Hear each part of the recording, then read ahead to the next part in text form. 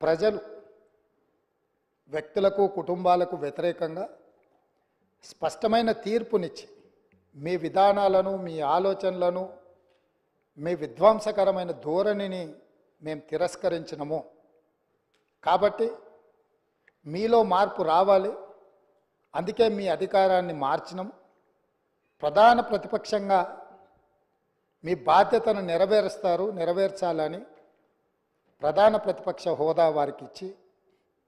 ప్రజలు ఇంకొక అవకాశాన్ని ఇచ్చే ప్రయత్నం చేశారు దురదృష్టవశాత్తు గవర్నర్ గారి ప్రసంగం రోజు ప్రధాన ప్రతిపక్ష నాయకుడు హాజరు కాలేదు ఈరోజు ఈ చర్చలో అయిన వారు సుదీర్ఘమైన రాజకీయ అనుభవము పరిపాలనలో వారికి అనుభవం ఉన్నది 80,000 పుస్తకాలు చదివిన తెలంగాణ రాష్ట్రంలో అందరికంటే అతి గొప్ప మేధావిని అని వారు పదే వారు ప్రస్తావిస్తుంటారు ఆ మేధావితనం ఈ 4 కోట్ల తెలంగాణ ప్రజల యొక్క అభ్యున్నతి కోసం వారు ఉపయోగించి ఈ సభలో మా ప్రభుత్వం తీసుకుంటున్న నిర్ణయాలను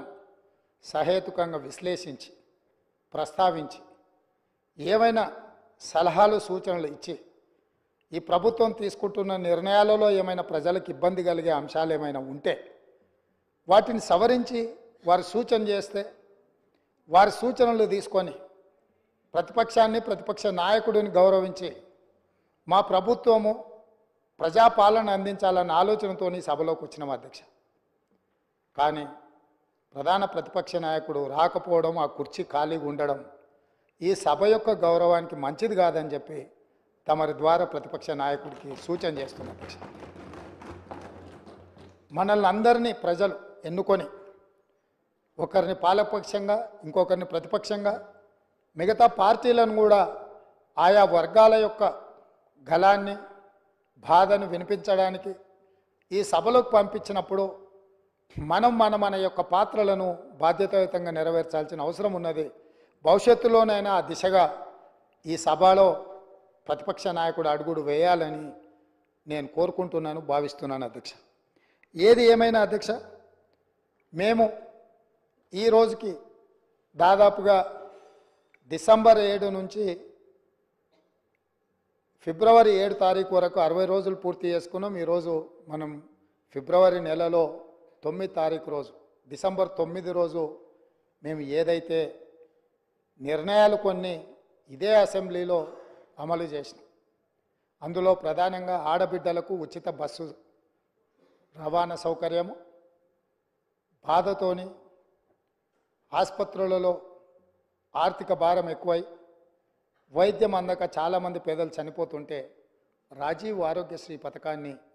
అమలు చేయడం జరిగింది ఈ రోజుకు సరిగ్గా పథకాలు అమలు చేసి 2 నెలలు పూర్తి చేసుకుంటున్న సందర్భంలో ఈ పథకాలు అమలు చేయడానికి సహకరించిన నా మంత్రివర్గ సహచరులకు మా శాసనసభ్యులందరికీ కూడా మనస్ఫూర్తిగా వారికి అభినందనలు తెలియజేస్తున్నా అధ్యక్ష అదేవిధంగా అధ్యక్ష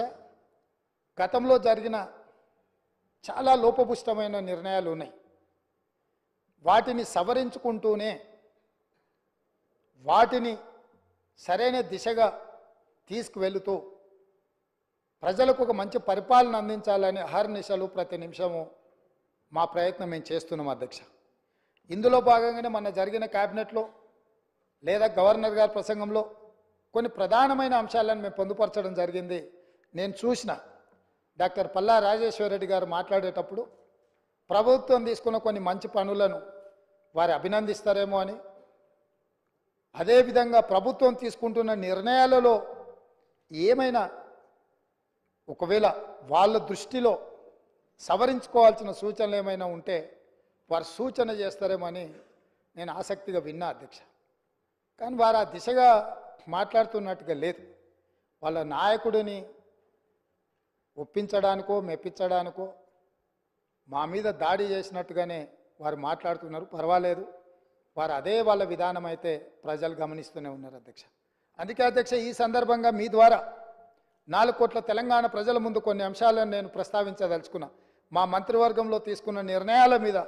ప్రధానంగా తెలంగాణ ఉద్యమం సందర్భంగా ఏ వీధుల్లో చూసినా ఏ వాహనం చూసినా చాలామంది ఉద్యమకారుల గుండెల మీద కూడా టీజీ అని పచ్చబొట్టు పొడిపించుకున్న సందర్భాలు ఉదంతాలు మనం చాలా చూసినాం. బండ్ల మీద రాసుకోవడమే కాదు, ఆనాడు ఏపీ అని ఉంటే ఏపీ వద్దు, టీజీ ఉండాలి, టీజీ కావాలి అని బండ్ల మీద టీజీ రాసుకోవడమే కాదు, గుండెల మీద కూడా పచ్చ పొడిపించుకున్న సందర్భాలు,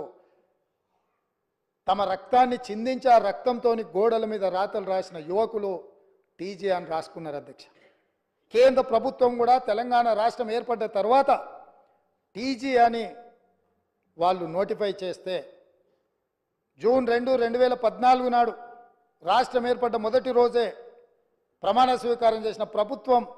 టీజీ బదులు టీఎస్ అని చెప్పి వారి రాజకీయ పార్టీకి నకలుగా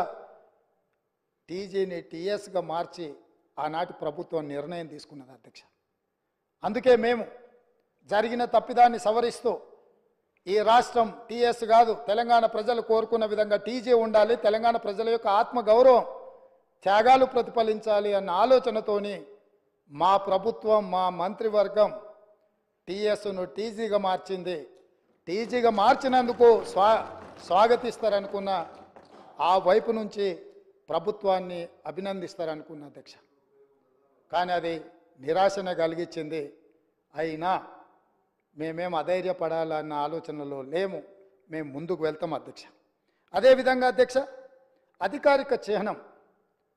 ఎక్కడైనా, ఏ రాష్ట్రంలో అయినా, ఏ దేశంలో అయినా, ఈ ప్రపంచంలో రాచరిక వ్యవస్థను కాదని, ప్రజాస్వామిక పాలన ఉండాలని